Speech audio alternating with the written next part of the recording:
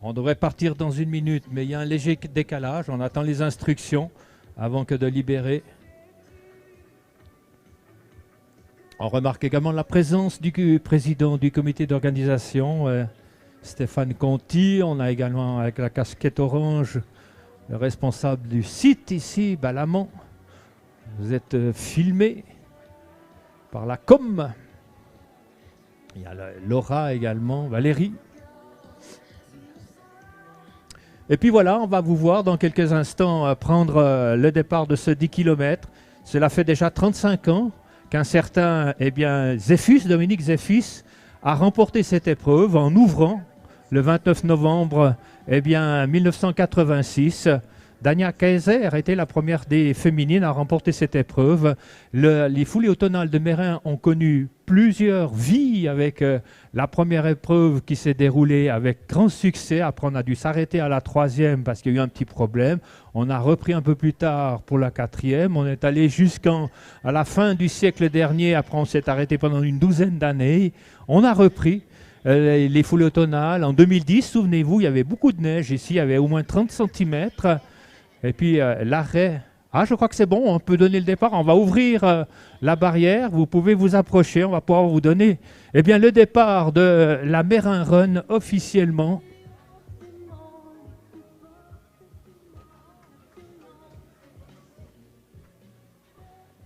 En vous souhaitant très bonne course, départ dans 15 secondes. Je vous confie à la responsabilité du starter et vous souhaite bonne course. 10 secondes. Le tour de l'anneau.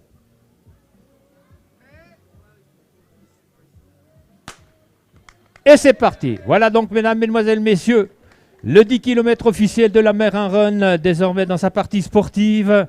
29,55, c'est le temps qu'aura mis le Kenyan pour nous rejoindre. Si vous voulez gagner la course, il faut faire autant RIPT. Allez, courage! Et vous voyez maintenant ce peloton déjà légèrement avec la fameuse Joëlette, c'est magnifique. Voilà donc parti. Meyrin Run est dans sa phase. Il reste peut-être un ou deux coureurs à qui il reste le tour à faire. Et puis cet immense peloton qui est en train de prendre... Il y a des petits derniers qui sont cachés à droite à gauche, qui sortent des buissons, là, qui viennent participer à la course. Il y a peut-être encore quelqu'un aux toilettes, s'il y en a pressant, ou bien quelqu'un encore au dossard. Alors on attendra jusqu'au dernier, afin qu'il nous fasse le nécessaire. Ah ouais, il regarde sa montre. C'est parti avec les costauds qui sont donc déjà en train... Et même déjà, Antonio Texera, il est dans les plus 60, il est déjà dans le groupe de tête. Et c'est parti maintenant, on va avoir évidemment dans quelques instants quelques images. Allez, bonne course, courage! Pour ceux qui passaient la ligne d'arrivée, il ne reste plus que 9 km 600, rendez-vous compte. Oui, elle s'appelle Francina. Fantine, avec le défi Joëlette qui passera tout à l'heure à son tour sur la ligne. On voit des Gobitunes avec l'escalade en point de mire dans 15 jours, 23 000 participants, c'est booké, on ne peut plus s'inscrire désormais à la course de l'escalade. Et c'est parti pour Laetitia notamment, et c'est parti pour Christine. Allez, on y va, on se concentre, vous verrez, c'est magnifique. Vous allez passer dans ce tunnel, c'est magnifique. Vous pouvez chanter dans le tunnel. Ah ouais, salut l'équipe. Eh bien, des gobes bitumes qui sont donc très nombreux ici à venir. Allez pour Fantine, on la voit sourire avec la tête, elle a les yeux au ciel. C'est le défi Joëlette qui permet à toutes ces personnes privées de mobilité de pouvoir, à 2 anonymes,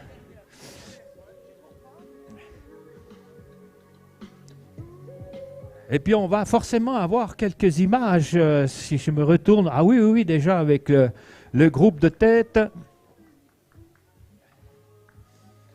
Et merci mesdames du walking, on vous a privé de quelques précieuses secondes.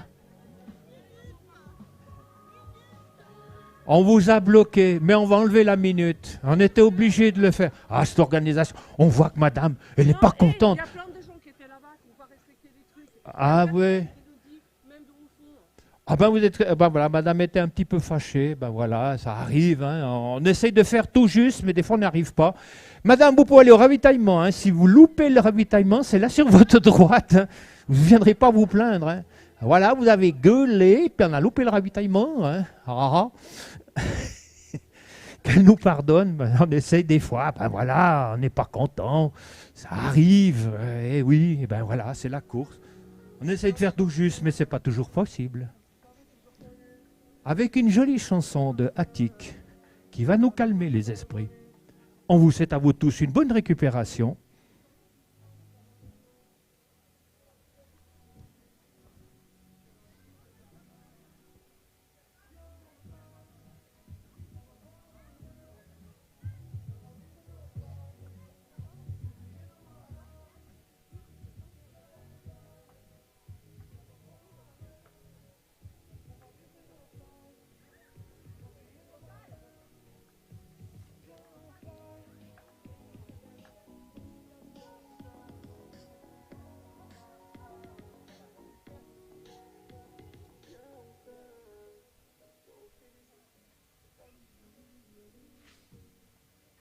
Et voilà, donc on est maintenant retourné sur la course avec un groupe de tout de rouge vêtus, avec le dossard numéro 327 qui désormais, eh bien, Nicolas Bigler, qui représente une grande banque, qui est devant avec les chaussures spéciales. On voit ces chaussures fluo, qui sont cette nouvelle technologie qui permet de gagner peut-être 1 ou 2%.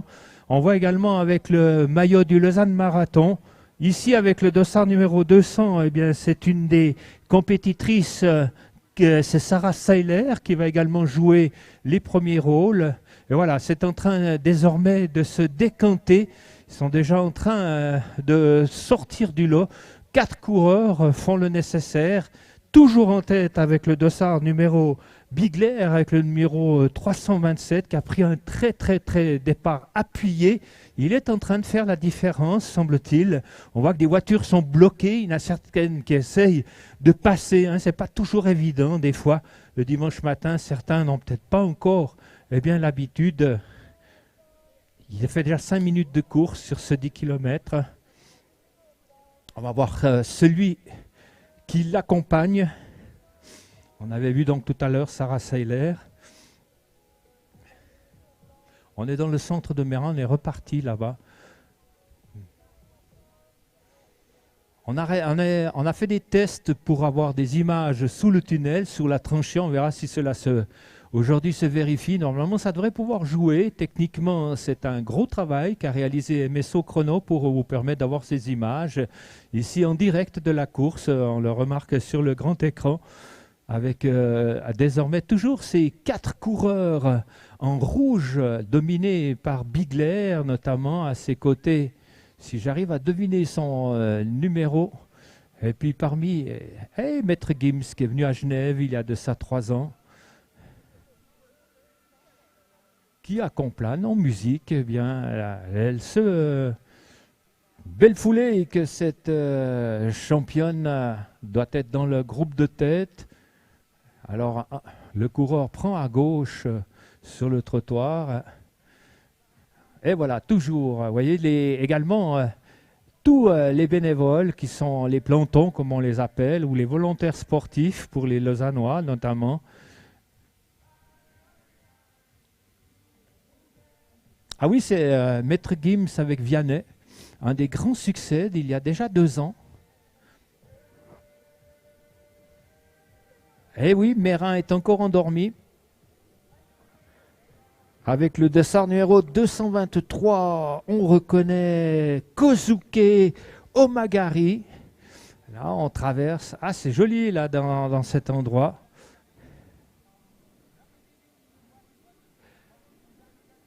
Eh oui, Nadouk Pilet. C'est pas une surprise que de l'avoir joué les premiers rôles. Elle est bien sûr annoncée, habituée aussi à des très belles performances. Devant elle se trouve le dossard numéro 18. On reconnaît Antoine Dechilly. On voit qu'il y a beaucoup de voitures garées, donc c'est dimanche. On est au repos. Meyrin qui a connu cette explosion démographique il y a de ça plusieurs années, dans les années 60.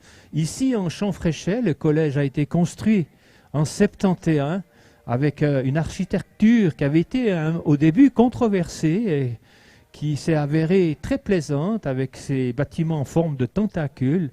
On reconnaît ici avec le dossard numéro 27, eh bien c'est Mathieu Châtelain qui passe actuellement en compagnie de Nadouk Pilet qui doit jouer les premiers rôles au niveau de la course des féminines sur ces 10 km. Il y a également le classement avec les différentes compétitrices et compétiteurs selon les années, avec les M40, les M50, les M60. Contrairement aux catégories des enfants, eh bien, les enfants, c'est des U18, U17, U16. Voilà, on en est sur la grande route. Hein. Je ne sais pas si on appelle la route de Meyrin. Il y a le tramway là-bas. Le 14 et le 18, me semble-t-il. Le 14 va à la Gravière, 18 va au Cerne. Toujours en tête Bigler, le 327 ici. On est sur le trottoir. Ah, c'est un très très beau tempo. Nous sommes bientôt à 10 minutes de course.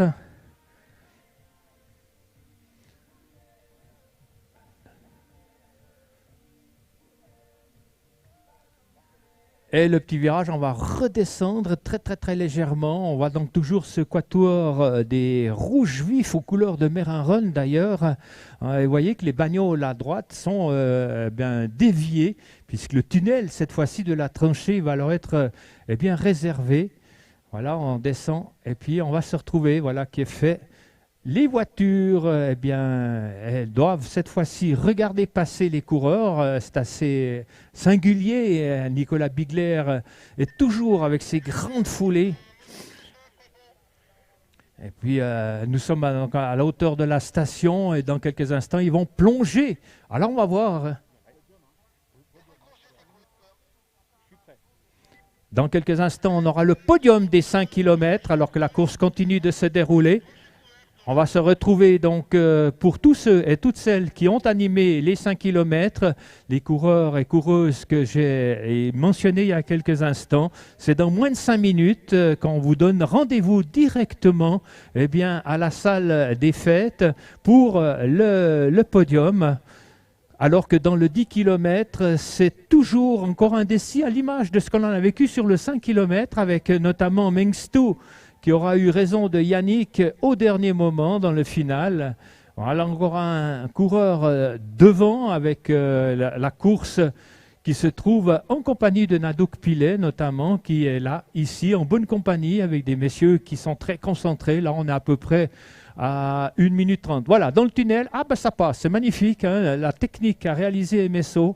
Eh bien, bravo. Voilà, pour une fois, ce sont les piétons qui passent et non les voitures. C'est à signaler. On est dans ce fameux tunnel, toujours en bonne compagnie. Bigler qui est en train d'appuyer. Je crois que c'est le 200 ou 319.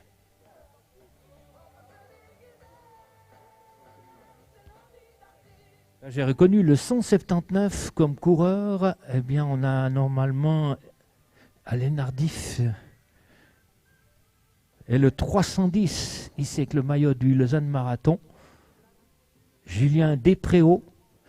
Voilà, donc on voit sur le visage de Bigler l'effort qu'il est en train de consentir pour essayer d'imprimer un rythme. Et puis là, Nadouk Pilet se trouve encore à la hauteur de la route, en compagnie du 209. Et tout à l'heure, je vais aller sacrifier au protocole du 5 km. Et alors que la course continue de se dérouler, on aura donc la situation de cette épreuve. Je rappelle actuellement Nicolas Bigler qui a pris un très très bon départ et toujours devant. On voit ces très très belles images filmées directement dans la tranchée de Meyrin. C'est remarquable au niveau technique ce qu'a réalisé l'équipe de production. Eh oui, d'un seul tenant, les voici, les voilà, nos Mérinoises. Après, vous allez boire un bon petit coup et nous, on va aller directement à la proclamation des résultats.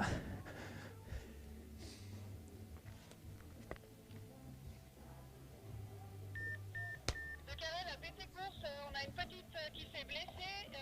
On a envoyé quelqu'un, c'est autour de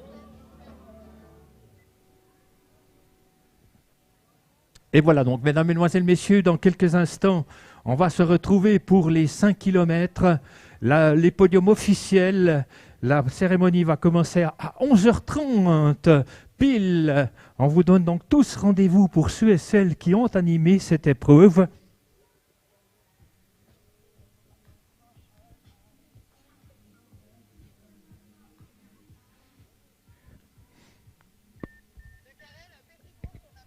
Je vous rappelle que Roméo Volpi, Anthony Guignard, Mehdi Ayari, nous avons également Héloïse Welstfeld, Naïla Chaban, Alix Kete. Vous allez dans quelques instants être appelés sur les marches du podium. Nous avons Mengstou, Perodo, Meyer, Aurélia Mayoral, Elsa Lorenzo, Julie Boaron, tout ça, vous allez dans quelques instants être appelés à venir vous présenter au pied du podium. Yannick Kreijnen, Fabrice Rasti, Stéphane Tremblay, Maël Avard, Inéris Pessy et Rebecca Thomas. Voilà donc dans quelques instants, on vous donne rendez-vous à la salle des fêtes pour le podium.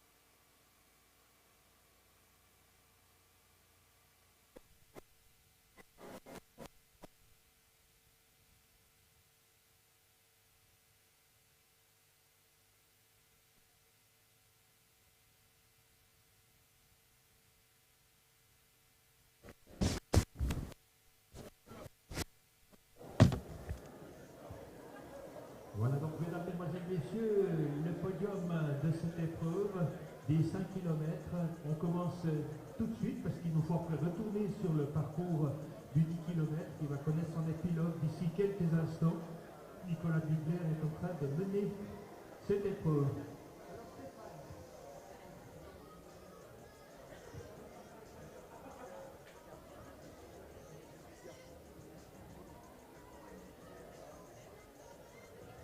U16 garçon. Troisième et médaille de bronze, Élie Meyer du CHP. Deuxième et médaille d'argent, Yanis Perodo du CHP. Et enfin, le grand vainqueur, le meilleur temps aujourd'hui, Michael Mengstou du Stade Genève.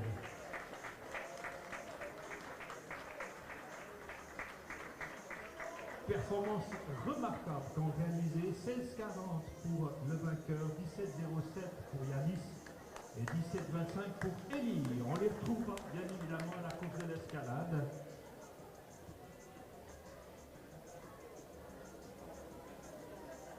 Les photos et les applaudissements pour lui. Bravo.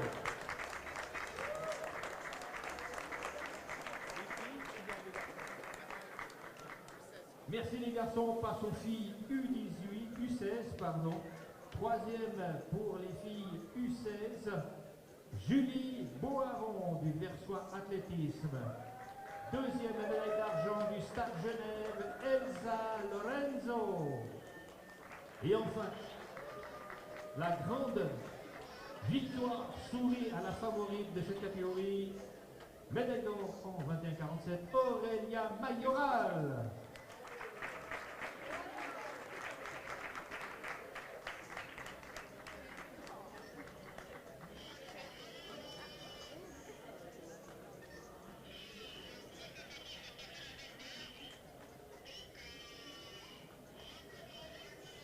Et les applaudissements nourris pour ces trois championnes que l'on va retrouver bien évidemment dans une quinzaine de jours au Bastion. On enchaîne avec les garçons U18, troisième et médaille de bronze, Mehdi Ayari. Deuxième et médaille d'argent, il représente la FFG Mérin, Anthony Guignard.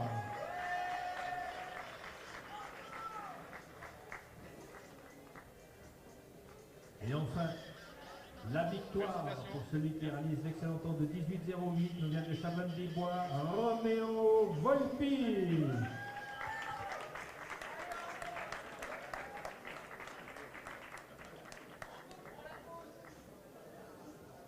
Le grand sourire de ces garçons, le film, la photo de la maman, du papa, du tonton, du grand-père. Bravo les garçons, on passe aux filles. U18, troisième médaille de bronze, Alix Kété.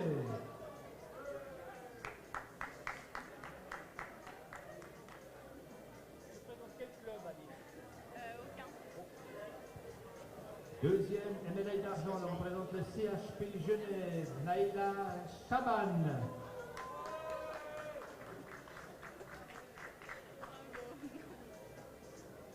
Et enfin,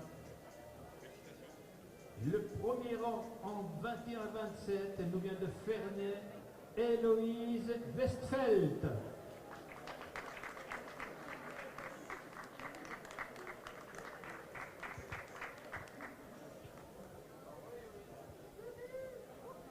Un tonnerre d'applaudissements pour Héloïse, Naïla et Alix.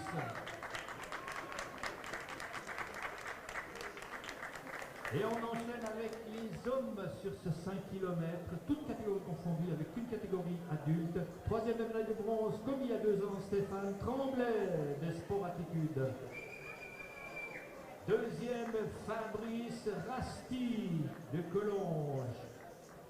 Et enfin, le grand vainqueur de cette catégorie, mais deuxième au scratch, Yannick Kreijnen. Il s'est accroché jusqu'au dernier moment à Mengstouk. Et sur le final, c'est Mengstouk qui l'a emporté au niveau du scratch. Voilà, donc Yannick, Fabrice et Stéphane. Le temps réalisé par Yannick est de 16,41. Bravo!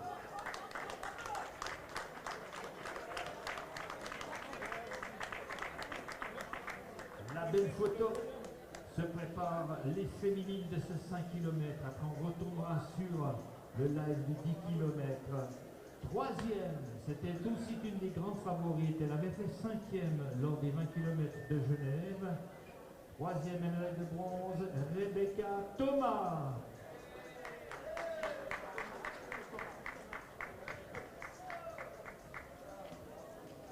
Deuxième, médaille d'argent. Elle nous vient du Grand Bornand, Iris Pesset. Grand Bornand qui est le théâtre de différentes arrivées du Tour de France. Je crois que Julien Philippe avait remporté une épreuve là-bas. Et enfin, la grande dame de cette catégorie, elle nous vient de la S Saint-Julien 74, je le dis en genevois, Maëlle Havard.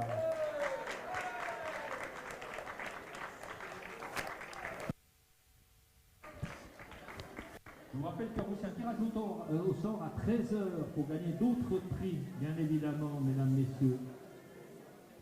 Un tonnerre d'applaudissements et on va retourner sur le 10 km qui va connaître son épier. Merci, à tout à l'heure.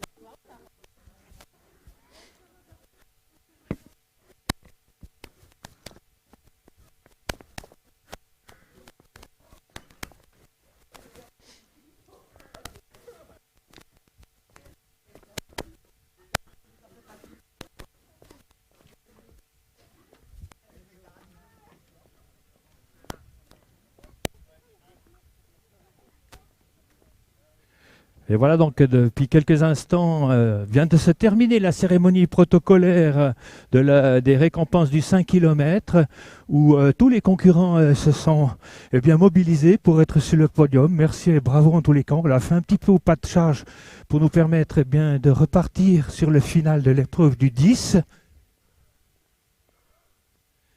Je vous rappelle la très bonne nouvelle, mesdames, messieurs, qu'il y aura donc un tirage au sort pour tous les participants de la matinée. Vous conservez bien votre dossard et vous allez peut-être à 13 heures avoir la chance d'être tiré au sort et de gagner l'un des jolis prix mis en jeu aujourd'hui par l'organisation. 18 personnes, qu'ils soient du 5, du 10 ou du walking, repartiront. On donnera les prix à celles et ceux qui sont présents.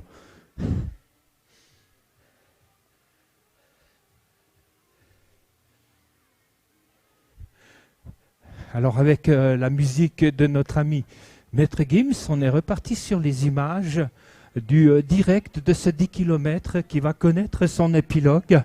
Nous sommes désormais dans le final de cette épreuve.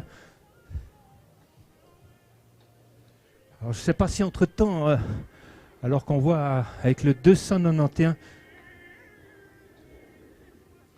je ne sais pas si ça a changé au niveau de la tête de course, le moment où j'ai été directement sur la scène du protocole. Alors avec le 291, on va nous dire de qui il s'agit dans quelques instants. Alors que nous sommes à 25 minutes de course. On connaîtra donc le vainqueur, je pense, dans 5 minutes, puisqu'on peut prendre en référence le temps réalisé par notre ami Boniface Kibiwot, qui avait donc fait sauter le chronomètre, le seul à être descendu sous les 30 minutes. Évidemment, un coureur kényan professionnel, c'est une autre dimension que celle que nous devons aujourd'hui avoir le plaisir de pouvoir commenter les coureurs régionaux. Ah, j'ai l'impression qu'il y a un changement en tête de course. Bigler est pour le moment sur les talons, sont dans le final. De l'autre côté de Matenien, on reconnaît ce petit banc. Après, ils vont faire la forêt. Alors, il y a un moment donné, on n'arrive plus à filmer parce que c'est un petit peu trop près de la frontière. Ça pose un petit peu des problèmes techniques.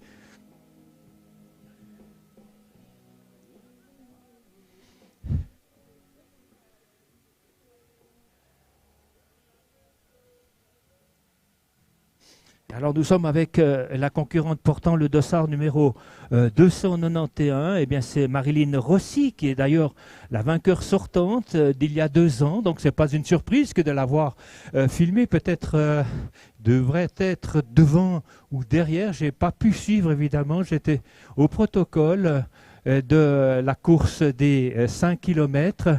Eh bien voilà, Marilyn Rossi, une habituée, donc, dès que son nom apparaît, on sait qu'il y a du podium dans l'air. Elle est bien partie pour aller le conforter. Dossard numéro 200.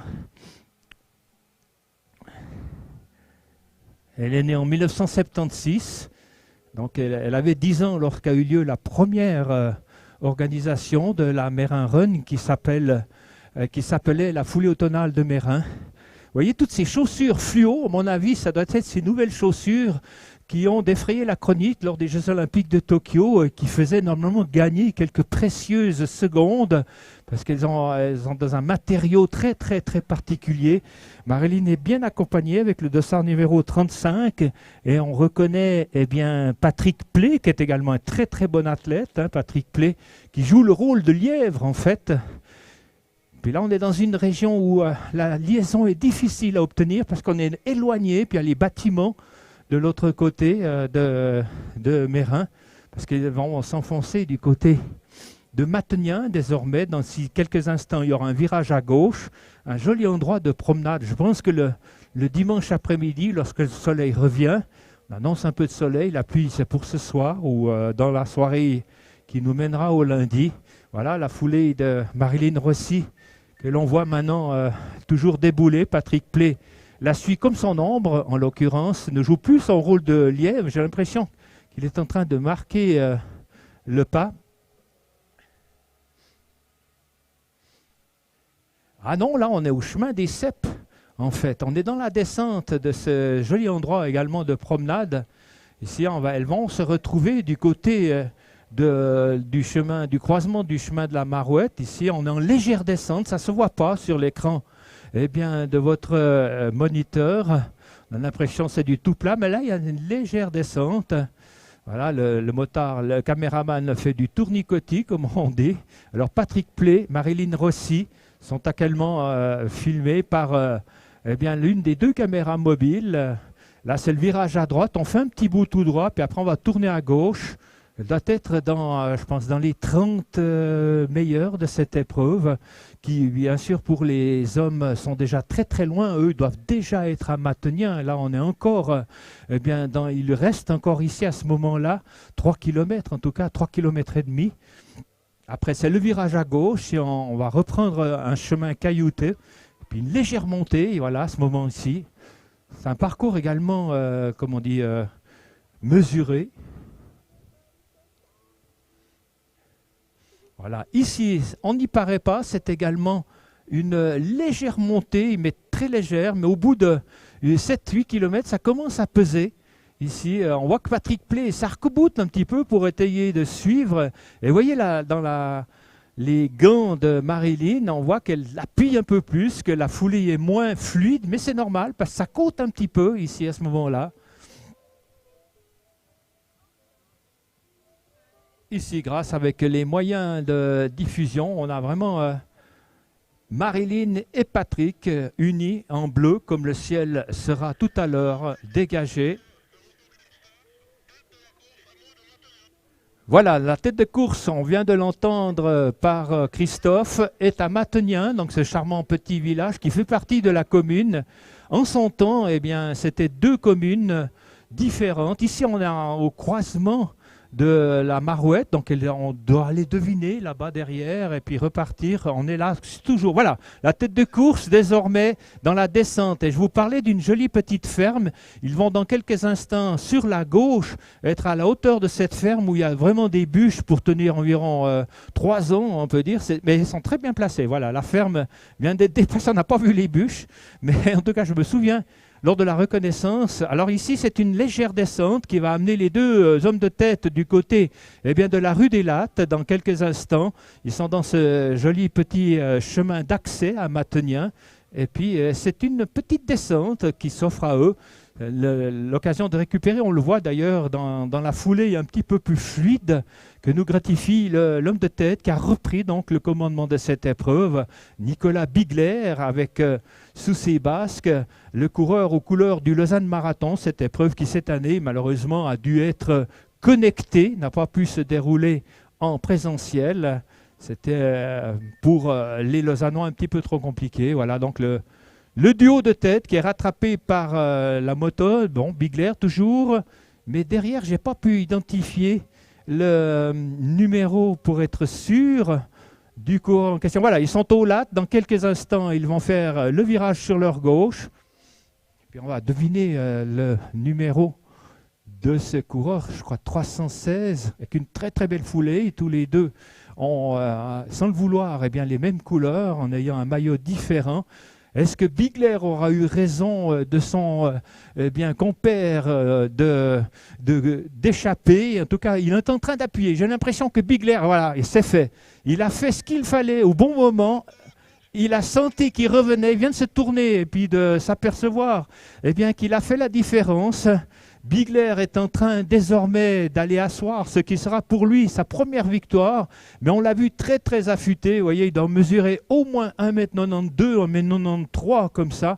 Il va se présenter, ici il est à la hauteur du parking de Champfréchet, et dans quelques instants il sera à notre hauteur pour saluer celui qui sera le 23e vainqueur de cette épreuve, qui a 35 ans d'expérience. Le voici, Nicolas Bigler, désormais, le formidable vainqueur de cette épreuve, suivi comme son ombre, et il a marqué le coup au dernier moment avec le dossard numéro 310, il y a quelques instants, franchi, avec le dossard numéro 310, Julien Despréaux.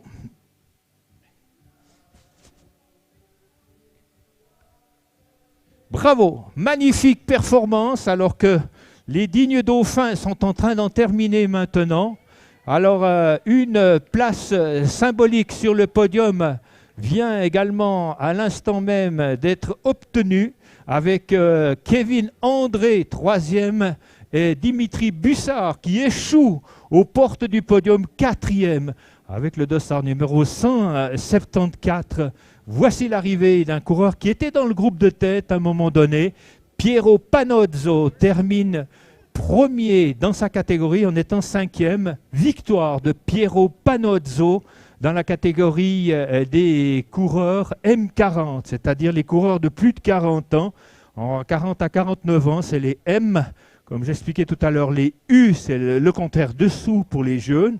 Mais à partir de l'élite, on est M20, on est M40, M30 pour les courses qui en proposent. Pour le moment, 5 coureurs ont franchi la ligne d'arrivée.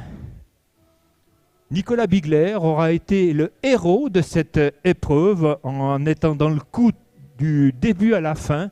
Voici l'arrivée désormais avec le dossard numéro 123, Vladimir Loncard, qui termine 6e et 5e dans les élites. Nous sommes désormais avec le temps de plus de 35 minutes. L'arrivée également sont bien affûtés, hein, ces concurrents. Ça promet des escalades de qualité. Pierre Le Goff, 7e de cette épreuve. Pour le moment, on a le podium du coureur.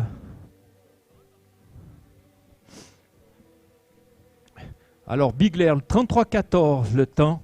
Et Panozzo, premier dans les M40. Après Pierre Le Goff, il y a quelques instants, eh bien, Ugo Strazzeri vient de franchir la ligne d'arrivée. Panozzo et Bigler sont actuellement les 2 médailles d'or de cette épreuve. Et puis, les images, on est toujours retournées sur Marilyn Rossi en compagnie de Patrick Plé, qui a repris un peu des couleurs, entre guillemets, et qui est en train eh bien, de monter direction Matenien. Marilyn Rossi, qui joue un peu les premiers rôles de cette épreuve. Voici également dans le final, on est retourné sur le stade eh bien, en Champfréchet, alors que les images du grand écran nous montrent, semble-t-il, la première des féminines. Voici le passage de 2 héros de cette course avec Laurent François, 9e, et puis Paul Thompson, annoncé comme favori, le confirme, 2e dans sa catégorie. Il y a quelques instants, Michael Fischer, un ancien vainqueur de cette épreuve, termine sur le podium, 3e des M40. Nous sommes avec le passage de 13 coureurs. Régis Heger vient mourir au pied du podium, 4e dans sa catégorie. Régis Heger.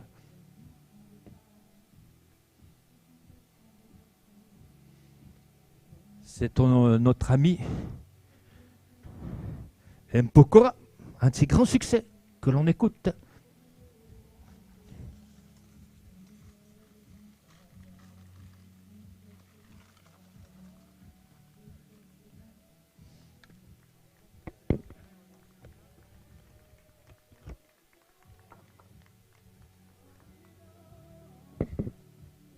Pour le moment, on a 2 podiums complets, les M40 et l'élite.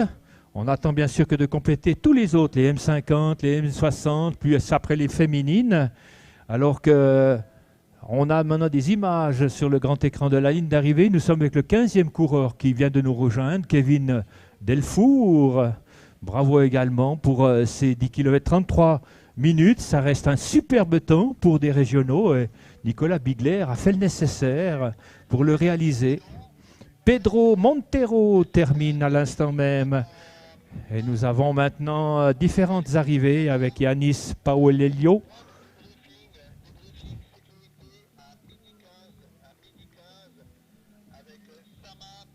Nous avons Emmanuel Roux, Théo Ricketts, Yanis tout à l'heure et d'autres coureurs. Nous sommes toujours en attente que de connaître eh bien, la consécration pour la première dame de ce 10 km.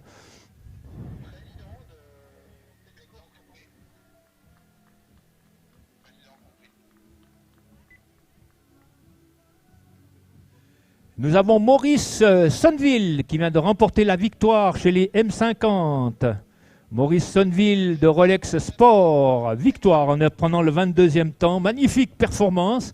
Et puis Stéphane Rouèche, sous ses talents, termine deuxième des M50. Bravo à Stéphane Rouèche.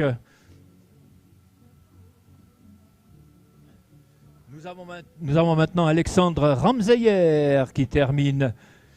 Henri-David Vilner, nous sommes avec les 27 plus rapides de la course. Ouh, excellente performance d'Antonio Texeira. Il est déjà là, premier. Une nouvelle victoire pour les plus de 60 ans. Antonio Texeira termine en 38,59. Non, il est dans les... Je l'ai vieilli, il est dans les M50. Troisième, non, un troisième, pardon, Antonio.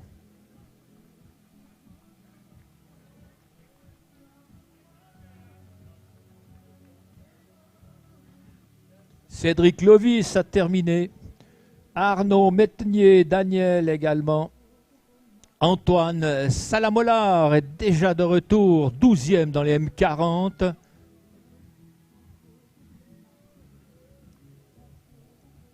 Et je pense qu'on est toujours sur des images de Marilyn Rossi qui devrait normalement être là. Oui, elle est dans le final de cette épreuve.